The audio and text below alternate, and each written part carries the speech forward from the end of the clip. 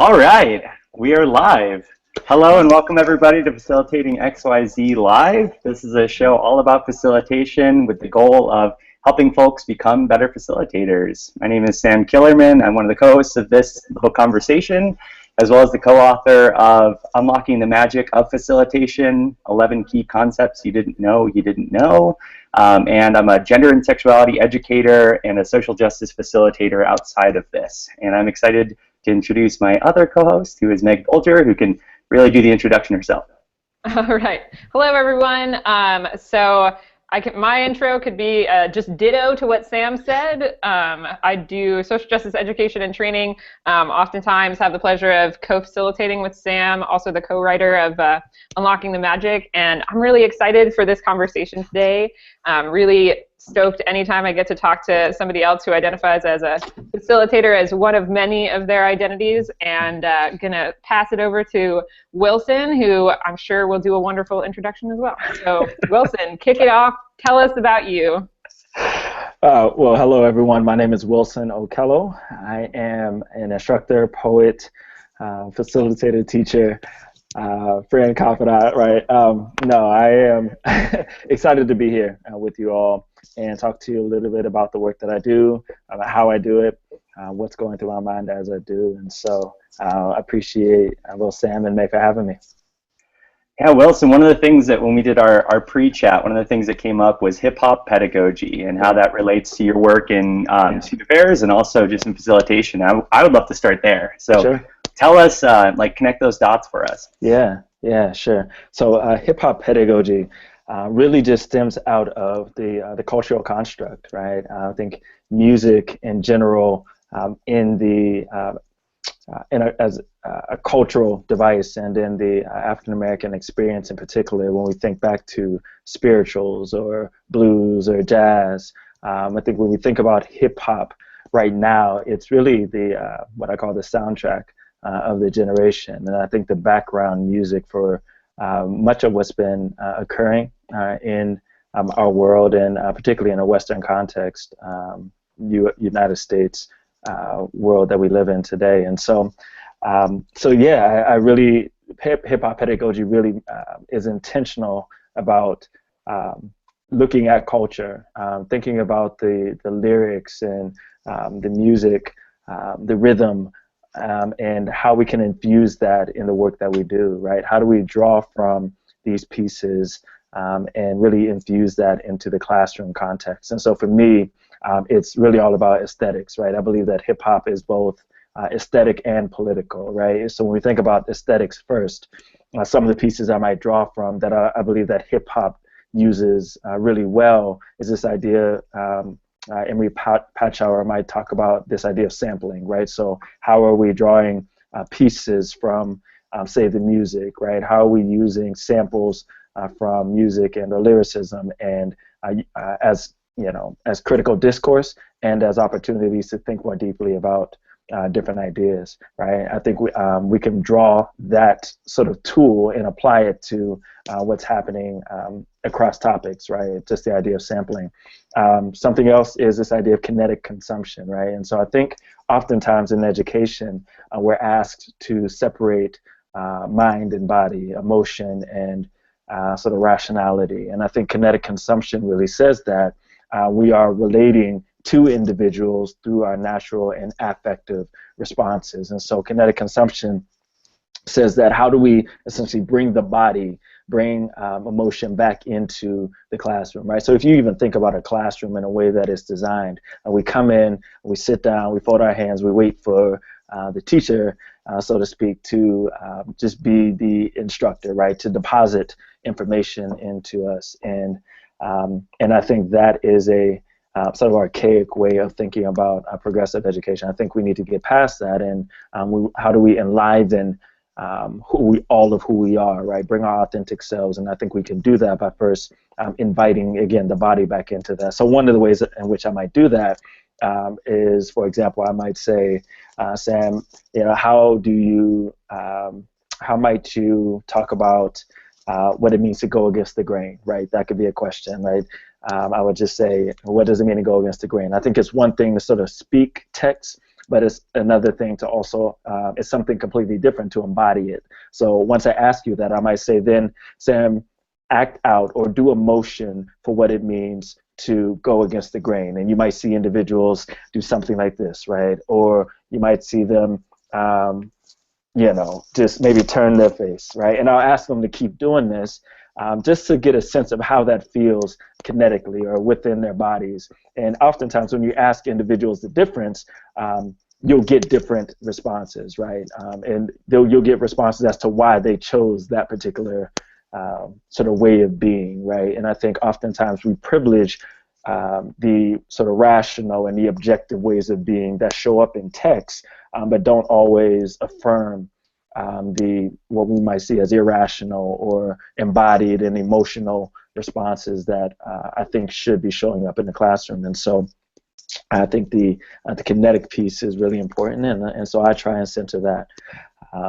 And this is sort of tangential, but I think important as well. But I think it's important that as facilitators, as educators, I'm not asking students to do anything that I wouldn't do. And so how am I modeling this? And one of the ways in which I might model this is through another one of my sort of language or my vehicle of expression, and that's poetry, right? And so I very much think that spoken word poetry in and of itself is a rhetorical tool that allows us to capture rage and emotion and love and really just to embody what it is that we're talking about, right? So regardless of what the topic of conversation is, or regardless of what the topic of my poem is, you're receiving that information translated through my body, and I think that does something very unique, right? I think it promotes empathetic engagement. I think it promotes like a way of being. I think when individuals have an opportunity to see you, trust your own knowledge, and to speak truthfully about your own lived experience, I think that it changes the relationship and the dynamic of information and what is deemed as not only appropriate but legitimate knowledge. And so coming back, I think that idea of kinetic consumption is really important. We can come back to poetry, but so the other ideas within sort of this hip hop aesthetic involve these ideas around the critical questioning of hip hop. I think that if we were to listen and give some thorough and deep listening to hip hop genres, I think we might see controversy and we might see hard conversations, but I think we'll also see a questioning discourse. And so whether we're listening to Tupac, Me Against the World, or Kendrick Lamar's recently album To Pimp a Butterfly, or if we're listening to the Lauryn Hill's album, The Miseducation, I think that you'll hear a critical discourse within these genres or within these albums that we're not always privy to through academic language, or we're not always privy to by sort of the reading of traditional texts. And so, I think that really hip-hop pedagogy is the willingness, the acknowledgement that culture has legitimate knowledge systems that we should bring in to a learning space. And so we're being cognizant of who our students are, how we can bring their social, political, their cultural selves into the classroom. And I think that when we, so hip-hop pedagogy is really trying to encompass all of that. Man, I don't even know where to start. There was so many nuggets in there, and I jotted some down, and then at some point I was like, I could just ask you questions off of what you just shared, and we would have 2-3 hours of conversation. Yeah, I was the same way. I heard banking model of education. I heard learning from emotion. I heard critical questions. I heard all these things that, in addition to just the pedagogical, really, I think, good pointers of sampling as it relates to pedagogy or kinetic education. Oh my gosh, there's so much in there. Yeah, I appreciate that. It's certainly freeing for me as well. I think that I think the role of when we think about particularly social justice education, I try I try to build this bridge between what social justice education is and what it means to teach through social justice, a social justice lens, right? And so for me, drawing on the work of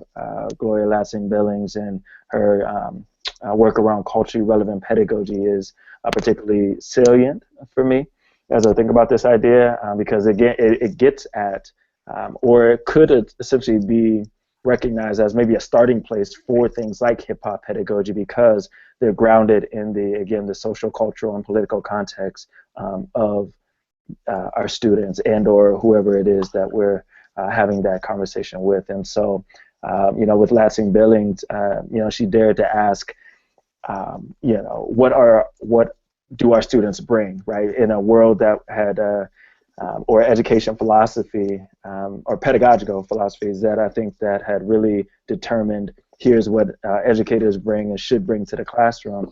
She dared to ask, what are our students, what do they bring, what are they doing well, what works for them, in her conversation with eight African-American teachers. And I think that if we could sort of bring that sort of thought into our pedagogy, I think we would do a better job of serving the individuals that we're working with, particularly students who come from marginalized backgrounds and experiences. So, absolutely. And that actually brings up something in my head that I thought about so many times that Meg and I have chatted about, is this idea of, can you do social justice education in a way that isn't socially just?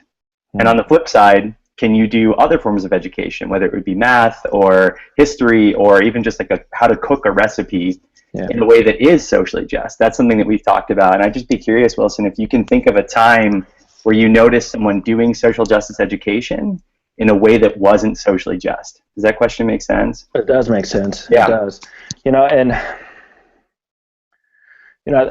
I don't know if I have a specific example right now, but I can say that, so I've been, as a professional, prior to this current experience I'm in as a doctoral student and consultant, and I would sit in some trainings, and I would witness individuals who were asked to teach social justice education, right?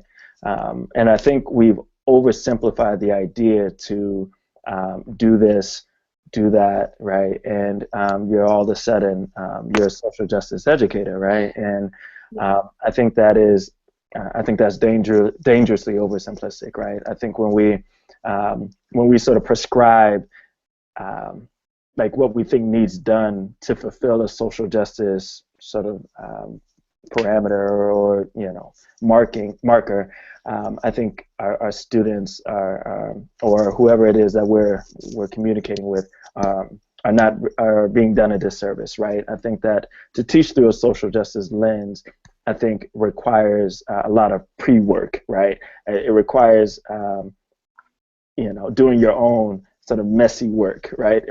It requires a willingness to acknowledge your own historical, social, and political positions before you ask someone else to sort of start to do that messy work of exploring their own, right? Because how are you going to meet them where they're at? How are you going to be able to help them resolve the tensions that are sure to exist for individuals who are new to this material if you haven't explored seriously the difficult work of excavation? And so I've seen that too often, right? I've seen individuals be given prescribed models of social justice without having done any pre-work. And so I think those are probably the examples that that I draw from when I think about that question.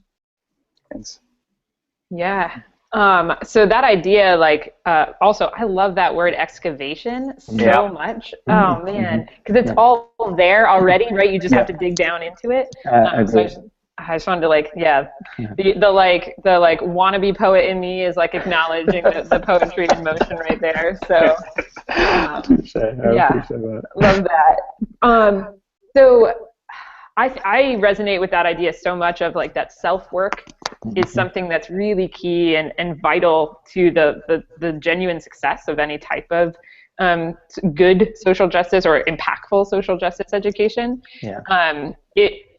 If you knew of a person who was like, I want to get into social justice education, like I'm interested in helping other people explore this world, like what are the things that you would encourage them to do or to explore, or like, are there any questions that you're like, you got to be able to answer this, you got to be able to like do this thing before you start getting in front of folks? Yeah, you know, I don't know that there's a particular threshold that needs to be met. I will say a prerequisite, I think, to doing this work is a level of honesty, right? And so if you, I think being able to acknowledge like where you are is vital, right? Because oftentimes I think that I think we have to question sometimes whether individuals who say that they do this work, even when they're up in front of individuals, if they've done the honest work of not only excavation, but you know, I think everything that comes along with being you know, genuinely immersing themselves in this work, or are they sort of just skilled at facilitating, right, the concept? And I think there's a distinct difference, right? And so I think the honesty, it says that I may not be where I need to be, but I can acknowledge, you know, again, sort of the history, how I've been socialized. I can acknowledge that you know, the identities that I have and how some individuals might not experience the world the same way that I do. Like those are the pieces that I think honesty gets at. It's a willingness to look at your own story first, and to begin to sort of dig up or dive into the wreck, as one of my mentors might say. But as we dive into the wreck and excavate and really get to know where we've been, I think that can give us some clarification as to, you know, how we can help other individuals start to do some of that messy work. Because I think when we're talking about justice-oriented work, there's no way I think you can understand someone else's position unless you've done or have some sort of understanding of your own story as well, right? And then how you understand yourself in relation to others, right? Is I think some of the next steps that can happen from that. And so I don't know that, you know, while I think it's helpful to understand some of the language around it, that's not a prerequisite. I think those are, like, you can learn the language, you can pick up a book, and you know, you can sit in the class. Like those pieces don't you know, they don't make you a social justice educator. I think the willingness to be I think a sincere social justice educator starts with your own story. So. Wilson, can you think of a conversation that you had with one of your mentors that was like particularly clarifying, or you noticed yourself looking back at that conversation and seeing that as a turning point in understanding your own story or understanding your own position in this work, and what that was like? And yeah, that's a great question. You know, I'm thinking back to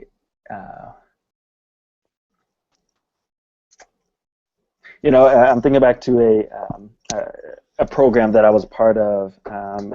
It was called the Institute for the Recruitment of Teachers back in, I think this was probably, oh goodness, this was my junior year of undergrad. And so I remember going to this space, and I just remember being pushed about, or to really, so it was the first time I had read things like, you know, Pedagogy of the Oppressed, right? I just read chapter 3. Never forget this. I just read chapter 3 of Pedagogy of the Oppressed. My mind is blown, right? And so but really, it was my first time really grappling with those types of text critical theory.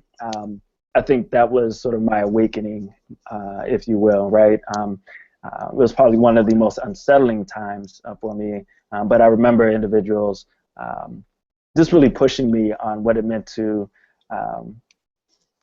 really understand this work, and for others to understand this work as it related to their own consciousness raising. And so those conversations as a part of that program, I think they did a really good job of providing first a space for us to explore, and providing us with parameters where we would be able to sort of dive in, but they were sort of right there, and you know, were able to catch us before we sort of drowned it. But you know, I think it was the stewardship of individuals who provided us with work that was complicated and complex, but also provided us with this this bridge or to understanding not only the material but ourselves as well. One of the more recent conversations I've had with some mentors is around really just me, right, and what it means to really understand why I'm here, right? And so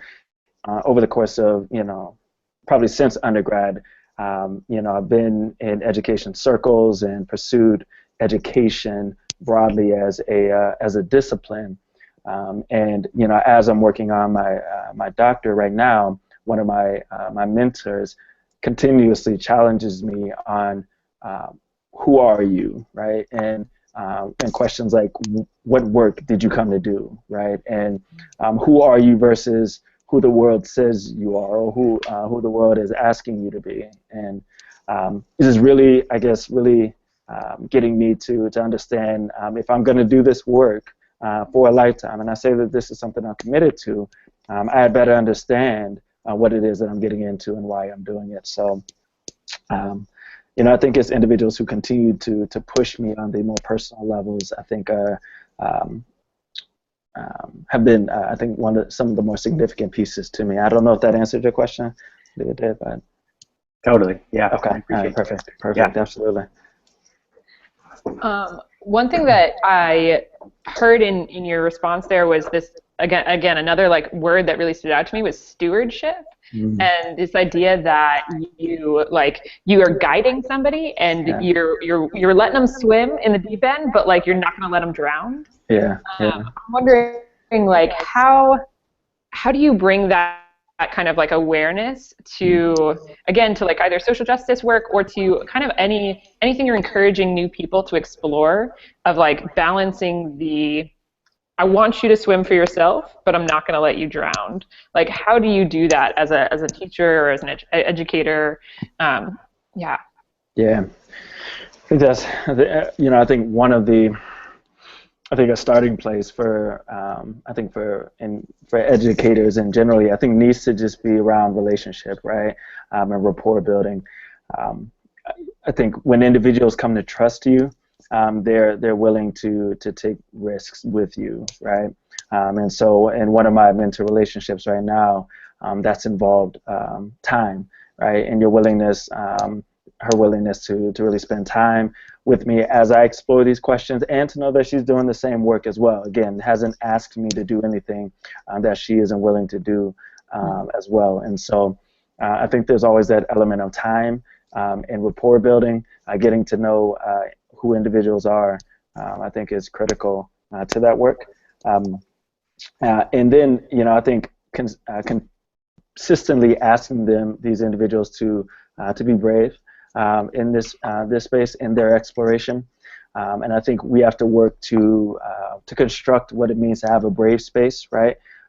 But that is, I don't know that can happen, just happen, with completely in one sort of sit down, right? I think, when you think about consulting and speaking, sometimes, unfortunately, say if you're given 45 minutes or you're given an hour, it's difficult at best, right? To ask individuals to be brave in that space. But what I like to spend a lot of that time doing is myself, offering myself to them first, right? And so I'll really utilize poetry in this regard, because in my poetry, is where I'm sort of most vulnerable and where I can be most expressive and do all the things that I'm hoping individuals will do in our conversation. And so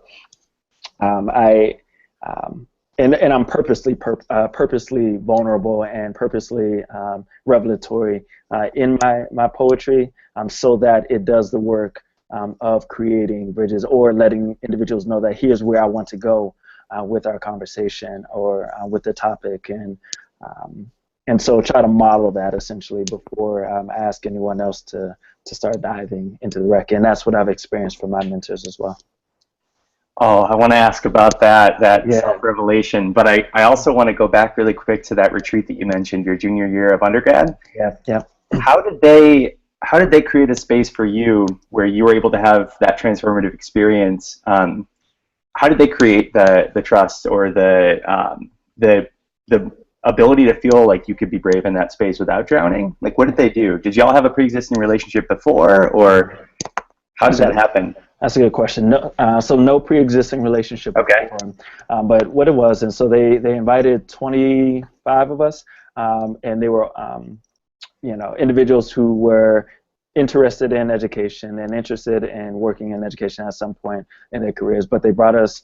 So first of all, we went away and to a distinctly sort of a distinct space, and they actually, from the very beginning, they talked to us about this idea of tough love, right? I'll never forget that. But what it meant to bring our full selves to this space, and to know that they were there because they wanted us, they wanted to push us, and that we're going there knowing that it's going to be a rigorous experience, right? And so they weren't shy about introducing the rigor and the demand of this, but also pointed us to resources along the way, right? And so they let us know that we're doing this because, right? So they grounded it in some sort of lessons that we would then be able to take with us, right? We're not just doing this because, but because this is likely an experience you're going to have when you walk into your graduate seminar, right? Like, you might experience this. So how will you resolve these sort of tensions now? And so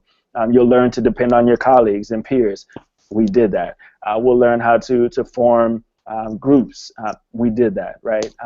We'll learn how to critically analyze work and to be able to present. We did those pieces, right? And so all the expectations were first named at first, and then we were sort of thrust into it. But I think understanding that this was for a larger purpose, I think really helped us to make sense of it. And as we were swimming in the deep end, it helped us it gave us some motivation to keep going, right? Yeah, you knew where you were swimming too. Exactly, exactly, right. And so there was always this shore available, even though we couldn't sort of grasp it. We knew that it was still 200 feet out, right? But if we kept swimming, if we trusted them, that we would be ready in ways that we weren't before. And so I think they did a nice job of really shaping that experience for us, and building that trust. Where the rapport wasn't available, I think the trust was, and so I'd say that's probably how they went. That. And those are great lessons, and they're things that a lot of people forget about. They see the activity happen, or they're part of an experiential activity, but they don't recognize all the priming that happened before that. Absolutely. Or all of the anchoring it into like a bigger purpose that it might be invisible to them, but that's what allowed them to have that powerful experience. Yep. And then you see folks take that same activity and try to transplant it into a conference or into a space, and they don't do any of that other work, and it just falls flat. It's hard. Yeah, and that is a perfect lead up to what I really wanted to ask. How do you decide what to reveal? Like, how do you decide when it's appropriate, when it's effective, when it's pedagogically sound, like however you want to make this decision? How do you decide when to disclose personal story? Yeah, that's a great question, and I think, for me, this is where the pre-work happens, right? And so, if I'm going in and so I might treat a talk differently than I might treat a workshop, right? And so I'm thinking about it. So I was in Maryland and had an opportunity to give a talk, and understood, talking with the individuals who were planning this, around what they were hoping to achieve from the experience, right? And so they wanted students to have a better understanding of their stories, to understand their stories in a larger context of social change, right? So how could we reflect on what truth to power is and what that looks like in our life, right? And so for me, I think in order to be able to understand, so concepts of truth to power, I think I need to be able to talk about that first. And what does that look like in my own life? If I'm going to talk to you about, how to operationalize these 3 points, I think I need to draw on, and I try and do a mix of both presenting sort of doing sort of storytelling, I think, and narrative, which I think is, again, another sort of hip-hop aesthetic, but to be able to draw from different traditions, oral traditions, right, narrative traditions, and to be able to share personal anecdotes from my own story, right, or this is what this has looked like in my own life. And so, you know, typically I'll probably begin with a piece and definitely integrate some as I go along. But through my poetry, I try and make sure that if they haven't heard my story or my personal pieces, that they're going to definitely hear it in the poetry, right? So I think that that's always an element that that I'm thinking about and want to center in every conversation. So, but I think it just largely depends on what the conversation is about. And so, yeah, I'd say that's probably how it makes sense of that. Cool. Yeah. One thing that you mentioned, kind of tying into that, was this piece of like, so you like got ahead of one of the questions I wanted to ask, which is like, time is not always available, right? Like you don't always have a semester to get to know folks. Right. And so what do you do in those 45 minutes? And the thing that I heard, you know, you kind of call out to was like, how can I be vulnerable and do that before somebody else, before asking other people to, and how can I be expressive? Right.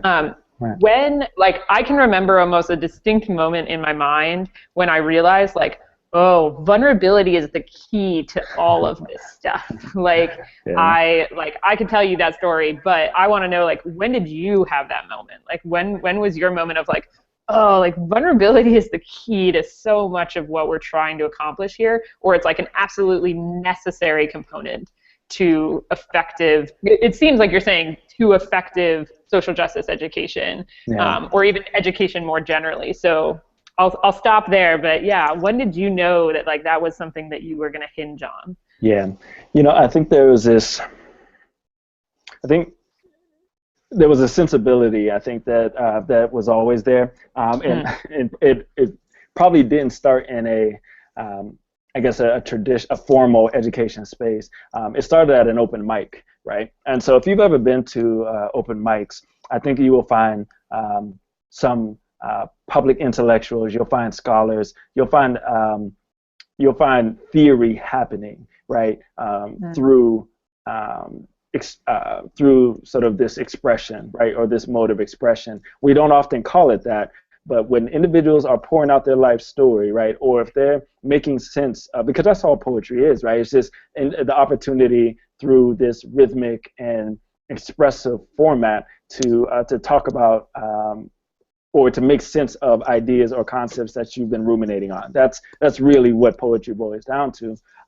But if you would ever just sort of be there and listen to individuals, you would hear theoretical concepts happening. And so I think that it was always connected to vulnerability, right? Like through this mic, right? There was something about the space that was constructed that allowed individuals to pour out in a way. And when it happens, it implicates everybody in the space, right? So not only is it just the person sort of being revelatory, but everybody in that space it becomes responsible for the information that's being presented, right? And so it's really, I think, just one of the more powerful sort of social constructs that I've seen, and I call it a learning environment, but you know, I will call it a learning environment. I think it really is. I think it's that powerful. But I think when I sort of the opportunity to bear witness to somebody's story is I think just an extremely powerful way. And I think I first learned that probably in, I think, about 2008 is when I think I really started to take hold of spoken word poetry and the presentation of it, and everything that it allowed you to do. And so that's probably the moment where I said that, you know what, bearing witness and vulnerability and truth telling, those are the fundamental pieces to what, you know, I think education can be. A lot of the conversations around vulnerability and education get pushed back, where people are saying, you know, vulnerability isn't always necessarily a safe way for people to learn. There are folks for whom they're experiencing disproportionate risk when they are being vulnerable in a learning space. And I'm wondering if you could draw some lessons from like the open mic space. Like, what makes the open mic space such a powerful place for vulnerability turning into learning? And what are some lessons folks could take from that and apply to their workshops or their classrooms or whatever? Their any educational space they're trying to both bring about vulnerability, but make sure that that translates into learning. That's a great question, because first of all, I completely agree. So one of my critiques of I think the dialogue around vulnerability is that oftentimes individuals who are it's not right. I think there's certainly a power structure that exists, and that there are consequences for individuals who hold certain identities when you ask them to be vulnerable, right? And so I think one of the things that I gleaned from the open mic space is that all the risk has been calculated prior to individuals stepping on the mic, right? And so nothing that is being shared hasn't already been worked through for that individual, right? I think you're seeing an expression of it, but when you're forced to write that out and then have the courage to step up to the mic and present that to a room full of strangers, you've thought through this, right? And so I think individuals, for the most part, right, are willing to incur whatever response that happens as a result of speaking at an open mic. And so I think that, again, the risk has been calculated, it's been thought through, and they're willing to incur the things that could happen as a result of it, right? I think we always have to be cognizant of the individuals who are, again, implicated when we do share, right? So my personal story is oftentimes connected to someone else, right, and or other individuals, right? And so I think we always need to be cognizant of that, and to recognize that, yes, those we don't exist outside of relationship, right? And so I think those are all things that are worth considering. But I think that I'm trying to think about your question. I was going off on no, that's so I apologize. good. I mean, like, something that I just thought of there is not just on the side of the performer. So like the person who's up on stage, they've thought through what they're going to say, and it's not, they're not put on the spot and being forced to be vulnerable. And similarly, everybody who walks into that open mic as an audience member, they're similarly implicating themselves in this conversation that's going to be vulnerable and going to be unpacked with emotion. And so that's a valuable lesson for both sides when you're thinking about calling on somebody, but also thinking about, if you're inviting someone to share, you're inviting everybody to share in that experience of emotion. And if people haven't, if people aren't on board with that, if they haven't, like, in their mind walked into the open mic, maybe you need to think about ways to prepare them for that before they end up in that moment. Absolutely, I think that's certainly something that is worth considering when you do step up to a mic, and or in front of an audience. Also, so one of the, I guess, my thoughts around, particularly when it comes to difficult conversations weaved through poetry, when individuals have thought through it and are willing to express how they're personally connected to this difficult conversation, I think it does something for individuals to be able to just witness the lived experience happening, right? And so oftentimes I think we will, so for example, if we're talking about, oftentimes in social justice conversations, for example, we might do a lead up to lived experience, right? So one of my general philosophies is to sort of flip that on its head and to begin with the lived experience, as social, like, power and privilege and oppression aren't things that I'm out to prove to you, right? They exist, and so here's my lived experience to talk about how it exists, and then we can work backwards from that, right? Oftentimes I think we do this lead up, let's understand privilege, let's understand oppression, let's understand XYZ, not XYZ, like touche, but let's understand these pieces, and then hopefully you'll be able to make sense of it in some lived experience way. Like for me, I try and flip that, right? And I think poetry allows me to do that by saying, here's who I am, here's how I've experienced this. And again, I've wrestled with it, I've thought through it, I'm willing to accept however it is you make sense of that, but I'm not trying to prove this to you. I'm telling you, this is my truth telling, I'm sharing that this exists, and then we can work backwards from there in terms of making sense of it. And so I think that's a great lesson. It's something a lot of people can take something away from. awesome. What were you going to say? Oh, I was just, yeah, I thought that was just, there's so many more nuggets in all of this that I want to get into, and like I'm still like back on the thing that Sam said about like the amount of people opting in that space. Yeah. Like like all the levels of opt-in. Yeah. That to me are the important way that we mitigate risk, and that we sometimes only pay attention to the person speaking. And when you said all of us are implicated in this, like to me, that is something we say, but it's not necessarily something that we honestly enact or react to. Right. Like right. we don't manage that truth, I think, that much, that we are all implicated in this. I think that's a great point. You know, I think that, you know, again, I think poetry and creative expression allows for this. And so one of the beautiful things that I've watched happen in sort of the sharing, right? Or if you know, if I do a piece and individuals, I'll ask for reactions, and generally, so some individuals will do, they'll be able to identify pieces that stood out to them, and for other individuals, they'll just be able to say that that was moving or that was powerful. I think both are important, right? While my hope is that individuals are able to sort of comb through and say, oh, this really resonated with me, here's why. I think that's important for individuals who, again, opt in this in a different way, who might have a, you know, a cultural synchronization, if you will, but for other individuals who just experience it as powerful or moving, I think there's something else happening, though, equally as important, right? But I think what it does is it gives individuals permission to share their own voice, right?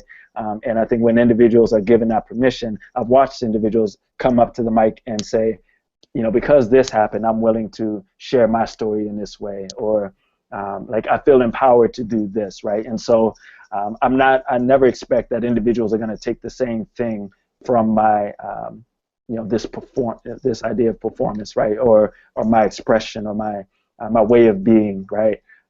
But I do hope that I do know that it moves on different individuals differently, and I'm okay with that truth.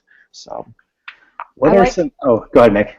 I was just gonna say, like, I love one of the things you said, and Sam, you can jump in the next question, but I just wanted to like comment on something you said there, Wilson, was like, I don't try to control what people are taking from it. Like, I hope everyone takes something from it, but I acknowledge the truth that like everyone's gonna pull out something different, and I think that lack of or that willingness to give up the exact thing you want them to take away for the multiplicity of like learning that people can have in any given moment, I just was like, yes. Yeah. So.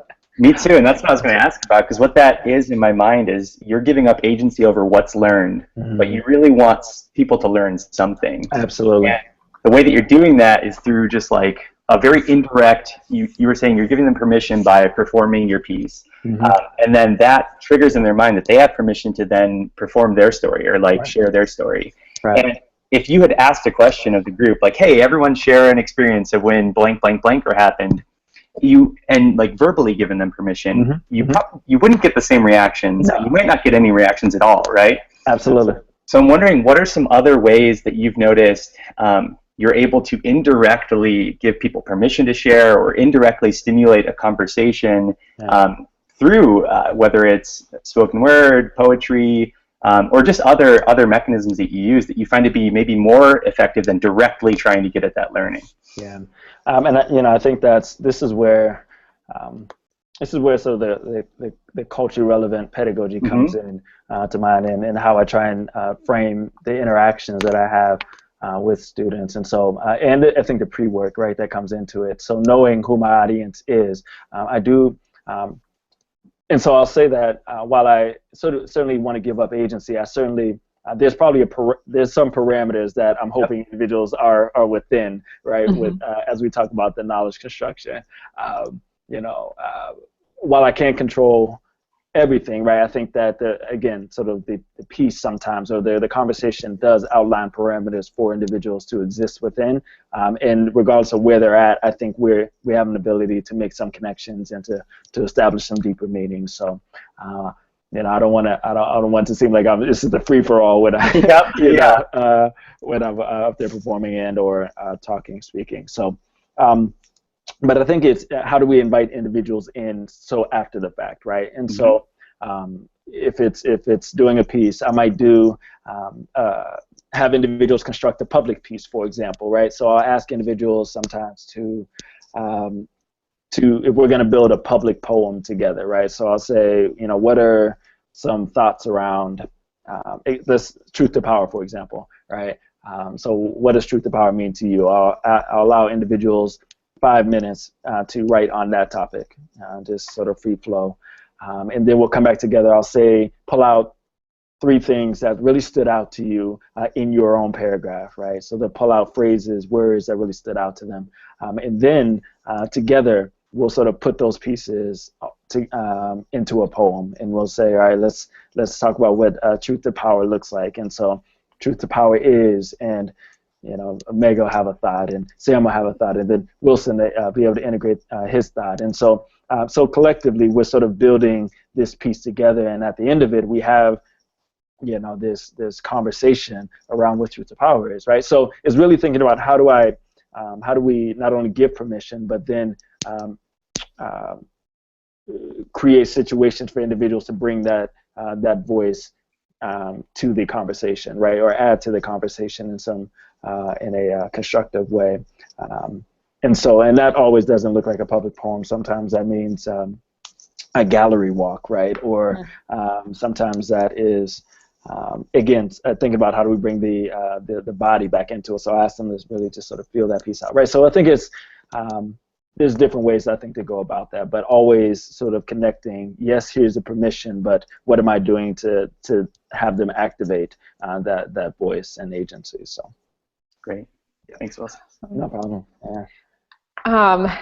There's so many more things I want to ask, and I also want to acknowledge that we're like going towards the time that we want to be wrapping up. And I also like love these questions that we always ask at the end. So if it's okay, we'll just. Do you want to throw in something, Sam, before we transition? I do. I want to do one, and this is like a totally put you on the spot question, and I don't even know where it just came from, but I want to ask this before we get into the rapid fire. And you can just bow out if this isn't something that you can answer. But when you were just talking about that, like co-created poem or the gallery space, and a lot of that is what pops into my mind of like we are in this moment, we're going to create like a shared definition of this concept, or we're going to learn from one another, and that's facilitation in a nutshell. And it popped into my head the idea of a panel. And how many times have you been in a space, and maybe it's because I'm in Austin right now and the South by Southwest is happening, it's panel, panel, panel, everything is a panel.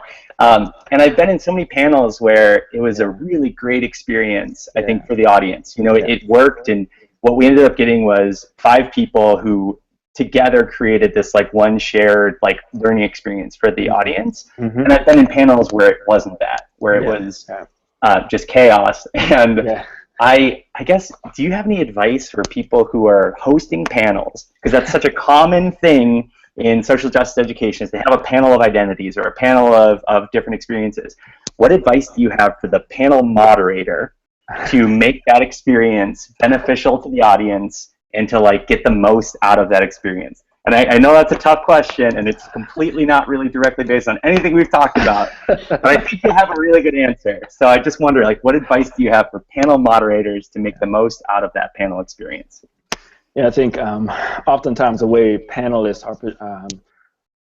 are positioned and even presented is as the expert on the conversation that's happening, right? And so I think doing as much as possible prior to and or throughout this the panel to sort of break down that the barrier between the audience and the panel, and figure out how to sort of level or equalize the shared expertise of the audience as it relates to whatever the conversation is, right? That's not to take away from, again, the lived experience expertise that individuals on the panel certainly probably do have, particularly if it's a conversation that's rooted in a certain identity. Certainly don't want to get away from that. But I also think that can be problematic in ways that we're looking at these individuals to be the sole, to have to educate on a particular piece as it relates to their identity. So I think that's always worth unpacking and thinking through. Is that the position that we really want these individuals to be in? Because I think that happens far too often, right? Where we ask individuals from, historically marginalized identities or minoritized folks to have to be the ones to educate the masses, and that that doesn't settle. So that's unsettling for me. And so I think of how do we bring in the expertise of the audience members and weave that into the conversation that's happening with the panelists. So I don't know if that's hopefully that's helpful. It's incredibly helpful for me. And you hit it. One of the things that I think is a pernicious aspect of panels is the hypocrisy almost of saying one person can't speak up for all people of an identity, but we have one here who can. Exactly. Have this. So I love that idea of bringing in the audience's expertise and finding ways as a moderator to do that intentionally. Yeah. Cool. Thank you for entertaining that question, Wilson. No problem. I appreciate you asking. All right. Yeah, I thought that was totally a worthwhile. I don't know how, like, as a person who has been a panel moderator, I don't think there's, talk about like some facilitators don't get any education or training. I don't think anybody has any experience being like, so like, how do you run a successful panel, right? Like, that's not a conversation I've ever even heard mentioned. So neither have I. I think any advice on that is valuable. Awesome. All right, so we're going to move into the rapid fire questions. Okay. And again, like, feel free to answer these at whatever length feels good for you. Just know that we are going to bite our tongues in our responses, and we're just going to try to keep asking questions. Okay. All right. Okay. So all right. So my first question. What are 3 words that you would use to describe facilitation? I would say honesty, truth telling. I don't know if that's, yeah, let's go honesty, truth telling. Yeah. All right. I like that. What is something you still need to be reminded of as a facilitator? Yeah, I think we're always in the perennial position of, I think we always have to be cognizant of how we show up, right, and how our identities are informing what we're saying, right, and where we're saying that. And so I think for facilitators new to the space and individuals who have been doing this their whole career, I think we always have to be mindful about how we show up. If you could pick one ground rule or group norm, depending on the language that you might use, to apply to the entire world that everyone would have to follow, what would that be? Oh, one group norm. Yep. For the entire world, as it relates to facilitation, or just in the day-to-day life. Yep. Oh, goodness. This is the benevolent dictator question. Oh, my goodness. I would say to speak your own truth, speak your truth, and to honor those who are speaking theirs. Great. What stresses you out as a facilitator? Oh, man. Time is it's so it just, yeah, I think time is always a factor. It's there's never enough time to go through all of the information that you want to cover. And so, I think figuring out how to, how to make it all fit together is always a challenge. But so time, I think. What is the piece of facilitation advice that you would like to give or you would have liked to receive when you were 5 years ago? So like your 5 year ago self. Oh, well, yeah, I think individuals start off, rightfully so, I think imitating what they see and imitating, perceived experts in the field, but just coming to be my own self, right, and trust the knowledge that I have. Trust, yes, I'm learning, but to trust my own way of being as a facilitator, I think is something that would have been great to hear. Yeah. What is a unique place you facilitated?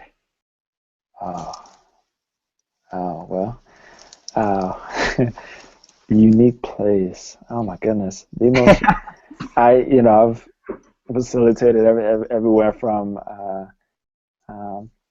buses to the woods, right, to the wilderness. But I'd say probably on a bus was probably the most unique place that has happened. Moving bus, parked bus. This was moving, right? So we were on a study away experience, and facilitating there was interesting. I wasn't sure if it was like a public bus, impromptu. Oh, yeah, no, that. Guerrilla facilitation. You're just like hopping on public spaces. Right. All right, group norms. Everybody's gonna share their story. Yeah, well, I will say I'm working on a project. One of my professors. Well, I'll keep that under wraps because it's actually a pretty unique space, but that's to come. I'll let you all know on that. We'd love to hear about it. Yeah, let us know. Come back and answer that question when you're done. Yeah, I will. What is a not directly facilitation related experience that you think every facilitator should have?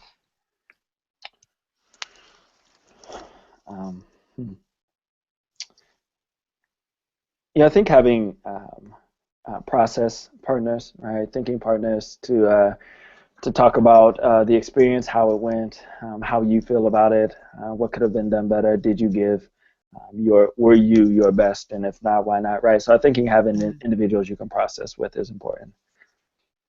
And then if there's something that you would say, like an experience that you've had that wasn't, that other people may not think is relevant for facilitation, but that you think was really valuable, what would that be? Like a life experience or... Yeah, I feel like I don't know if I'm directly answering the question. It's okay. This question in particular, and but I think that honestly, all of our life experience brings us to the space and who we are as facilitators. And so I don't know that there's anything that anyone particularly needs to have so much as trust your story and know that who you are, where you've been is informing who you are when you step in front of a space. And so to acknowledge and to know that is that's good and has contributed to you being where you are. So okay, I love that answer. I think that's such a great answer. Awesome, thank you. What books do you recommend most to others?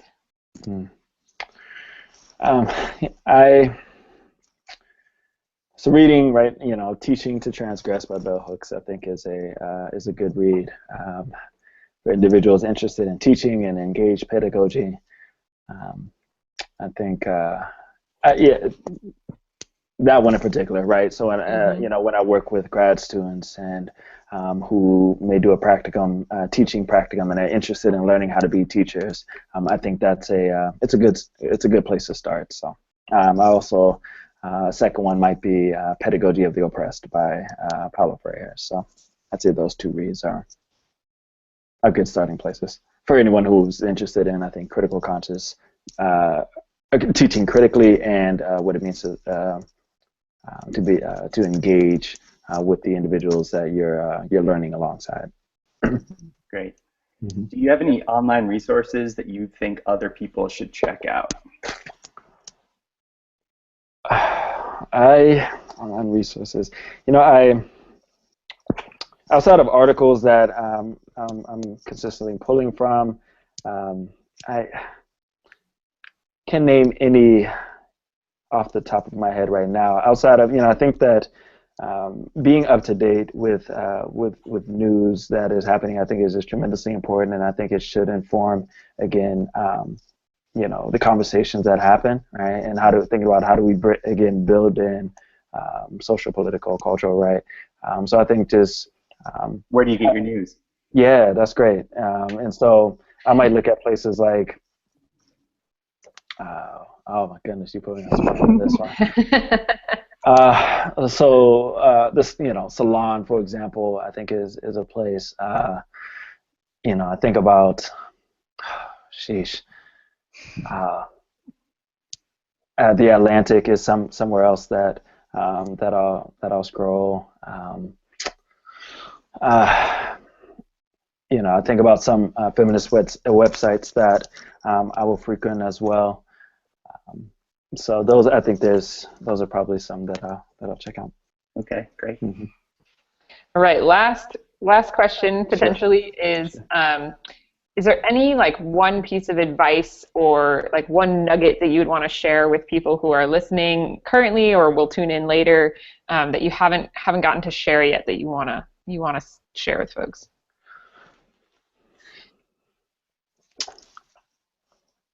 Again, so I think that knowing who you are as an educator, as a teacher, as a facilitator is tremendously important. I think having a good sense of how you've arrived at what you're teaching or what you're learning, right? Your positionality, essentially, I think is something that is that's critical to the work that you'll do. And so I think spending time doing the tough personal work is what I would encourage individuals to do, and then to how are we always sort of connecting our truth in powerful ways, I think is what we end up seeing as the facilitator educator, right? Is figuring out how to make that connection in authentic ways. And so be you and speak your truth is what I would say. Great. Yeah. Oh, thank you so much, Wilson. This has been a really wonderful hour for me personally, and I'm sure that anybody who's tuning in benefit from it as well. Awesome. If anybody wants to connect with you online, are there ways that they can do that? Yeah, absolutely. So I am on, they can check out my website. I am at www.wilsonokello.com. And so I'm happy to touch base. I'm happy to talk to you about potentially, coming to your campus and or organization to do and talk with you more about this work, social justice, leadership, or what it means to work with critical and creative pedagogy. Also on Twitter at Wilson_Okello. Instagram is the same. Also YouTube, YouTube channel as well, where I'm working on a project called Speak Your Truth, where I'm asking individuals to simply respond to the question, what does truth to power mean to you? And give individuals an opportunity to really talk about what that means in their own context. And so those are a few of the places. You can also email me at wkokello@gmail.com. I'm happy to touch base and answer any questions and just connect. So great. Thank you so much. We will put all of the links to that awesome. when we post this. If we're doing that, we'll make sure to link all of that stuff up. So thank you again awesome. For just such a wonderful hour and such a powerfully transformative conversation. So my pleasure. My pleasure. Thank you so much for having me. Hope it was beneficial, and again, fortunate to have this opportunity. So thank you. Okay. All right. Take care, everybody. Bye. Take care.